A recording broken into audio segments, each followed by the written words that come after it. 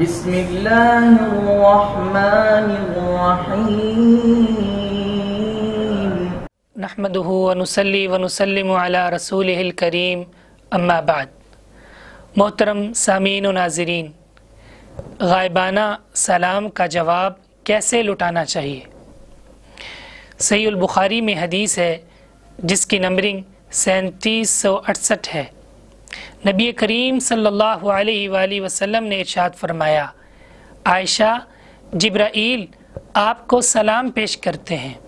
تو سیدہ عائشہ رضی اللہ تعالی عنہا نے ارشاد فرمایا، جواب دیا، فرمایا وعلیہ السلام ورحمۃ اللہ وبرکاتہ، جبرائیل پر بھی اللہ کی طرف سے سلامتی اور رحمتیں نازل ہوں۔ امام بخاری رحمہ اللہ تعالی نے اس حدیث پر باب قائم کیا ہے، باب اذا قال فلان یقرئک السلام، اس بات کا بیان جب کوئی شخص یہ کہے کہ فلاں شخص آپ کو سلام کہہ رہا تھا تو اس کا جواب کیسے دینا چاہیے، اس کا جواب کیسے لٹانا چاہیے۔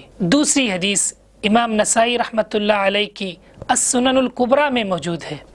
نبی مکرم صلی اللہ علیہ وآلہ وسلم کے پاس سیدہ خدیجہ تشریف فرما تھی۔ جبرائیل آئے اور کہا، اللہ کے رسول، اللہ رب العزت سیدہ خدیجہ کو سلام کہتے ہیں۔ خدیجہ کی عظمت پر قربان جائیے، فرمایا اللہ رب العزت خدیجہ کو سلام پیش کرتے ہیں، سلام کہتے ہیں۔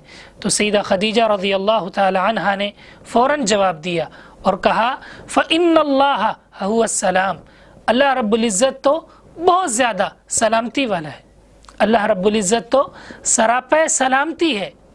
وعلی جبریل السلام، جبرائیل پر بھی سلامتی ہو۔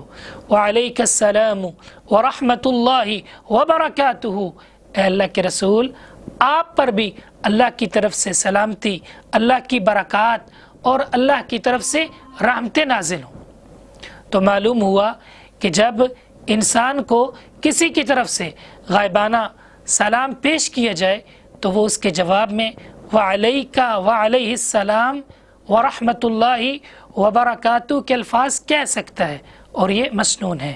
اسی طرح سلف صالحین اور اسلاف امت کا عمل ہے کہ ان کو بھی جب غائبانہ سلام پیش کیا جاتا تو وہ یہی کلمات کہتے۔